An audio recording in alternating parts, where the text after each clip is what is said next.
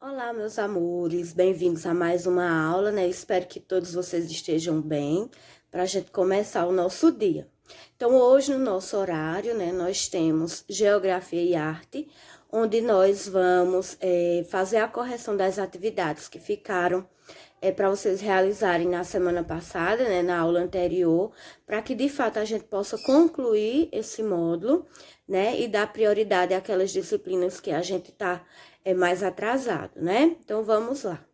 Na aula anterior de geografia, nós falamos um pouco sobre as características das cidades, né? Nós vimos que há uma classificação das cidades, né, de acordo com a influência que ela exerce nas demais cidades, né? Nós vimos que tem essa hierarquia, né? A gente viu que as metrópoles são aquelas que estão lá no topo, né? No lugar mais alto, na classificação mais alta, por elas exercer grande influência nas cidades menores, né? Por ser uma área de grande indústria, de grandes oportunidades de emprego, né? De grandes partes de turismo, que envolve turismo e tudo mais. Vimos, né, que temos, então, os locais, os centros locais, os centros de zona, os centros subregionais, as capitais regionais e, por fim, como eu disse, né, no mais alto patamar, a gente tem as metrópoles. E ficou para vocês realizarem sobre esse conteúdo a atividade da página 43 e 44, sendo que na página 44 vocês tinham a atividade Vamos Relembrar. Então, vamos fazer essa correção, tá certo? Na questão 1, né, da página 43, perguntava o seguinte: o que significa rede urbana? Então, a rede, né, a gente, pela própria palavra, a gente já sabe que são uniões, ligações, né? Para se formar uma rede, aquela que a gente costuma dormir, os pontos eles têm que estar todos unidos, né? Para formar a trama da rede. Então, aqui nada mais é do que isso também. É a união de várias cidades, né? De vários municípios, e que eles juntos, interligados, né? Uns dependem dos outros. Mas de forma mais clara, a rede urbana, ela corresponde a um conjunto de cidades e as relações que se estabelecem entre elas, ou seja, as ligações, as interdependências que uma tem da outra, tá certo? Então, é um conjunto de cidades e das relações que elas têm entre si. 2. Associar as colunas de acordo com a hierarquia urbana. Então, a primeira alternativa, a gente tem lá centros locais. Então, qual dessas alternativas aí, a 1, 2, 3, 4 ou 5, em numerais romanos, que eu corrigi algumas atividades que as pessoas estavam colocando os numerais naturais. 1, 2, 3, mas não, eu disse que colocassem dentro do quadradinho os números romanos que estão nas frases aí. Então, nos centros locais, seria o número romano 3, que é cidades de pequena população, menos de 10 mil habitantes, que exercem influência apenas sobre a sua área rural do seu município. Ou seja, os centros locais, eles só oferecem influência à sua zona rural. Ou seja, a área central da cidade, né?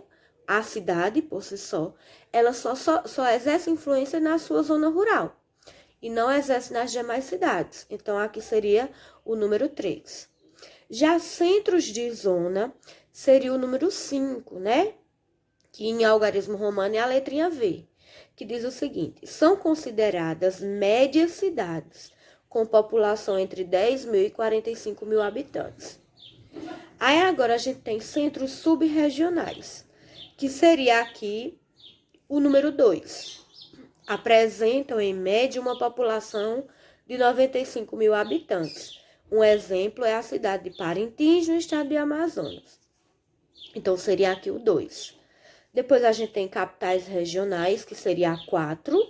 Sua população varia de 95 a 250 mil habitantes, exerce influência sobre as cidades pequenas e médias. E, por fim, nós tínhamos aí as metrópoles, que seria o número 1. São as cidades que ocupam a principal posição. Desculpa, minha gente, ainda estou ruim da voz. principal posição na hierarquia de uma rede urbana, com maior infraestrutura e desenvolvimento econômico. Então, como ficaria a questão número 2? Ficaria 3, 5, 2, 4 e 1, tá certo? Então, ficaria assim. Na questão 3, qual foi o critério utilizado para estabelecer a hierarquia urbana? Então, era o número da população. Veja só que as cidades que têm mais população, elas iam aumentando a sua classificação, né? Então, o número da população e a atração que as cidades exercem sobre as outras, né? Então, seria isso, o número da população e a atração que as cidades exercem. 4. Observe as fotografias da página 42, que seriam essas aqui, né?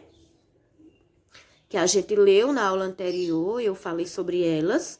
Então, você ia observar que era da Avenida Paulista no passado e no presente, e vocês iam descrever as principais mudanças.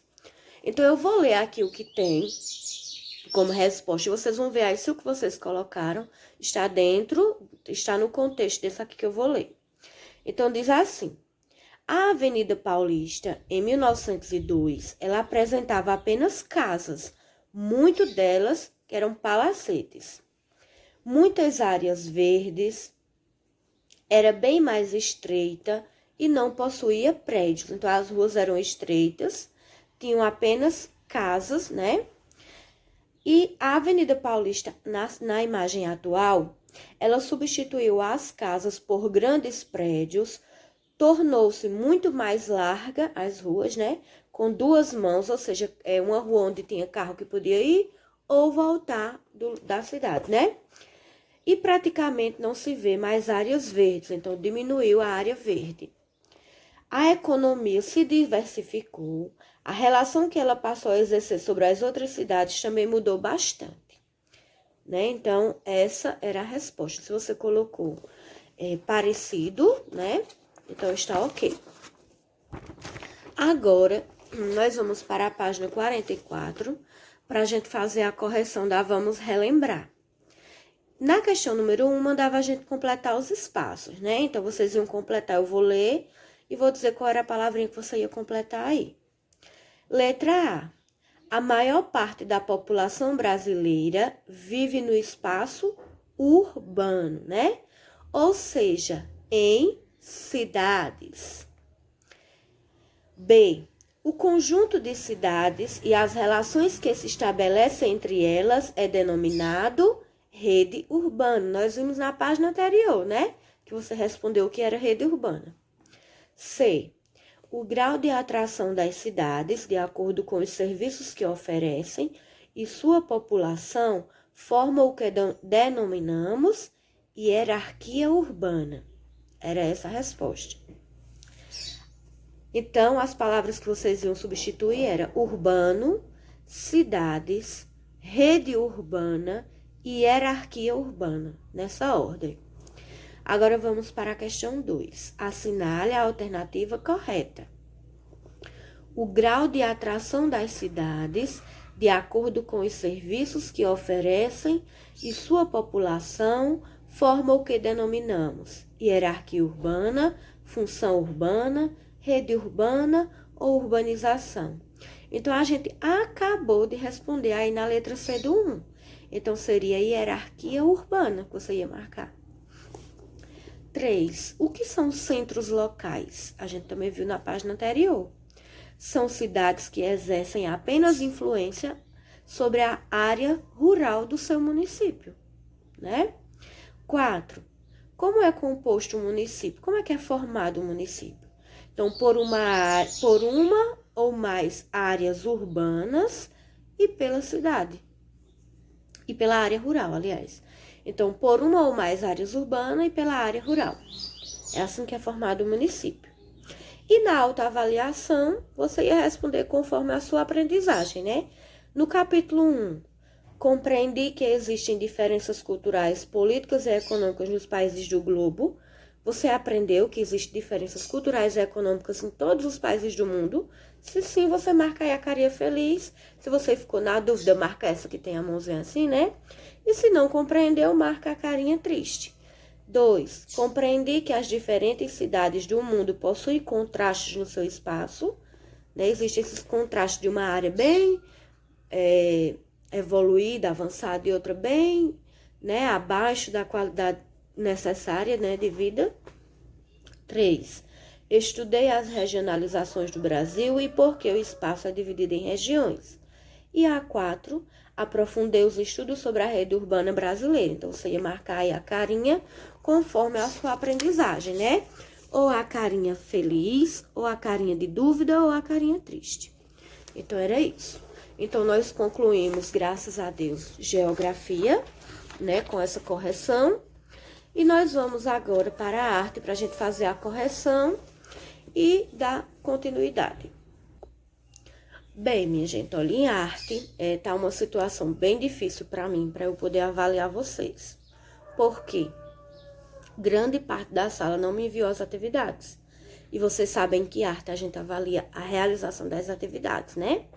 Então, ainda tem muitas atividades para eu corrigir, de muitas pessoas. Tem a página 27, que muita gente não me mandou.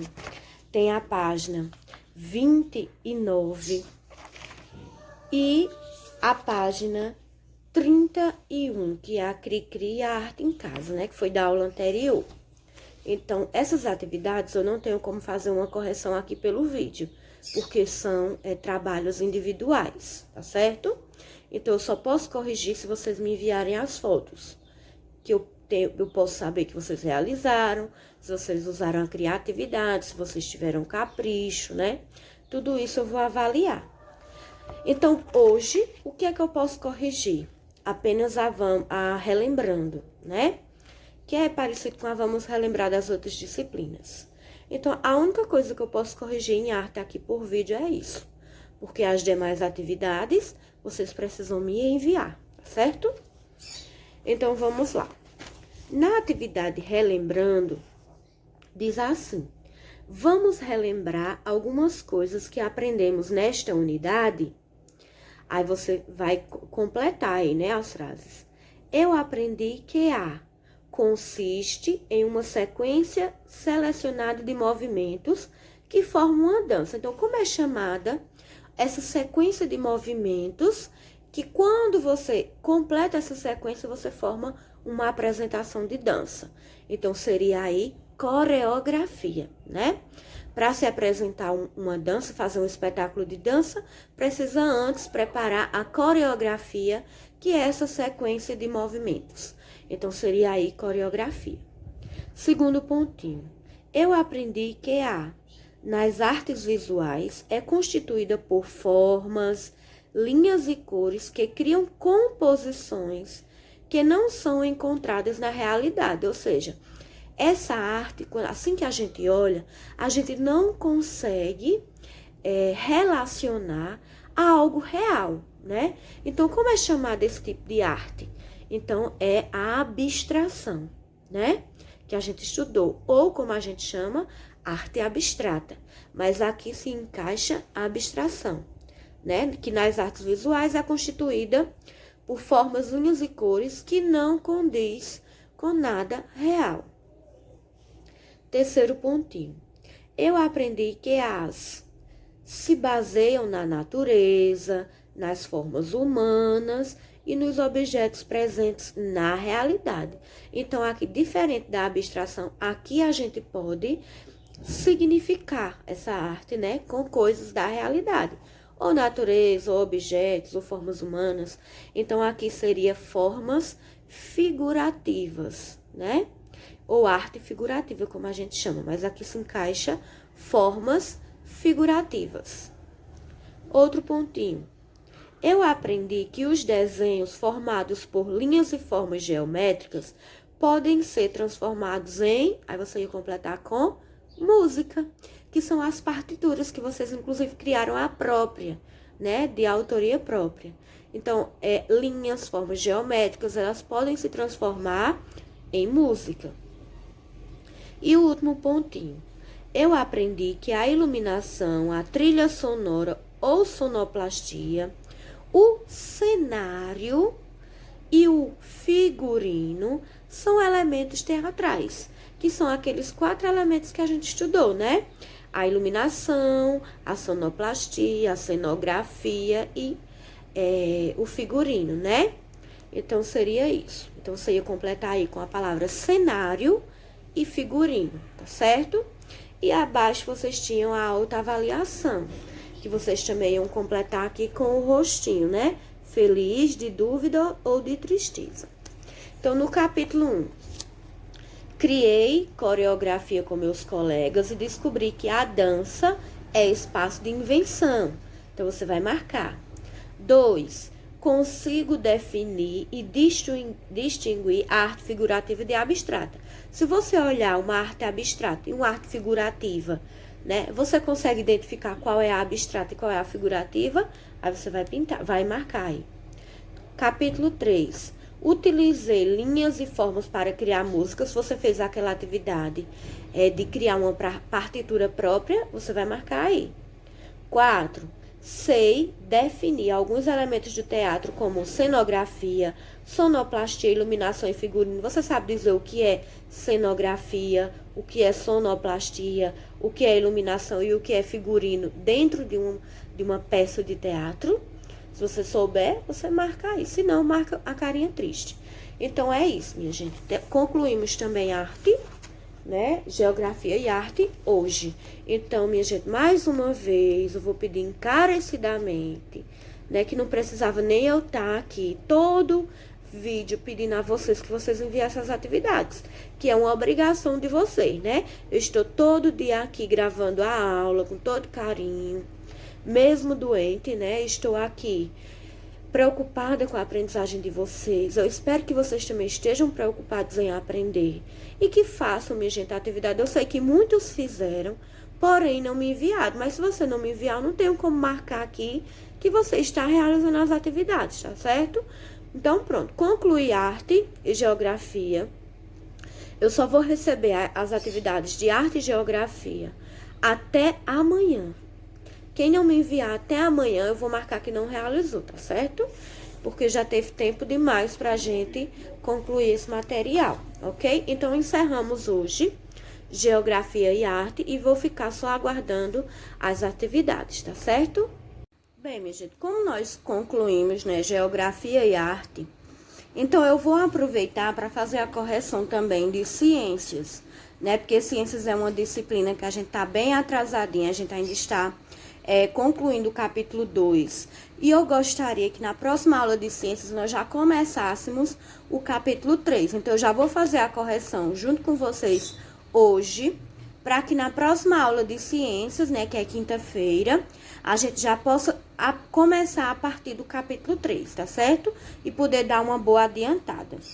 Então, na aula anterior de ciências, nós estudamos os estados físicos da água, né? Que é sólido, líquido e gasoso. E ficou uma atividade para vocês realizarem, da página 28 e 29, que era uma Vamos Relembrar, né?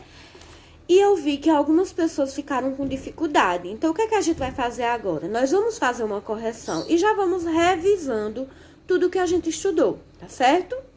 Então, na questão 1, da página 28, nós temos aí a Keiko observando o espelho e soprando, né, na frente do espelho. E a gente vê que o espelho aí, ele ficou todo embaçado.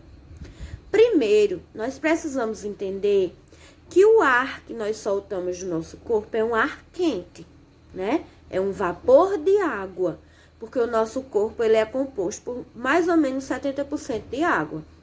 Então, quando a gente respira, se você respirar na sua mão, você vai sentir um ar quente, né? Porque é a água do nosso corpo no estado de vapor, né? Então, vamos lá, no estado gasoso. Então, diz assim: Keiko ficou muito interessada no ciclo da água.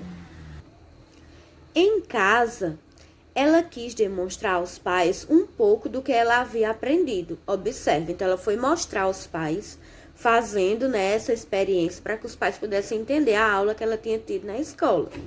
De acordo com o que você aprendeu sobre as mudanças de estado físico da água, explique por que o espelho embaçou.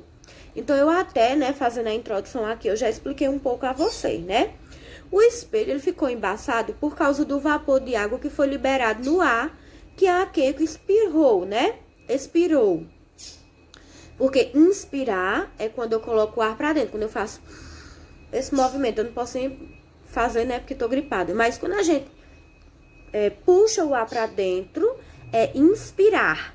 Quando a gente coloca o ar pra fora, é expirar, né? Então, esse vapor de água liberado, né, pela Keiko, na inspiração dela, ele se condensou, né? Que é como a gente chama de condensação, que é do estado líquido para o estado gasoso, né? Então, ele se condensou na superfície fria do espelho. Então, ele estava em forma gasosa, na forma gasosa, a água, e quando ele encontrou a superfície do espelho, que é fria, então, ele se transformou em vapor, né? Por isso que ficou esse embaçado no espelho. Questão 2. Preencha os espaços com as palavras que completam corretamente as frases a seguir. Então, nós tínhamos aí a palavra sólido, fusão, vapor de água, condensação e temperatura. Na letra A, dizia o seguinte: a passagem do estado gasoso para o estado líquido é chamado. Então, nós vimos aí no exemplo da Keiko, né? Então, a água estava no estado de vapor, que era o ar que ela expirou, e quando parou no espelho, ficou no estado líquido, né? Que é as gotículas. Então, aí seria condensação a resposta. B.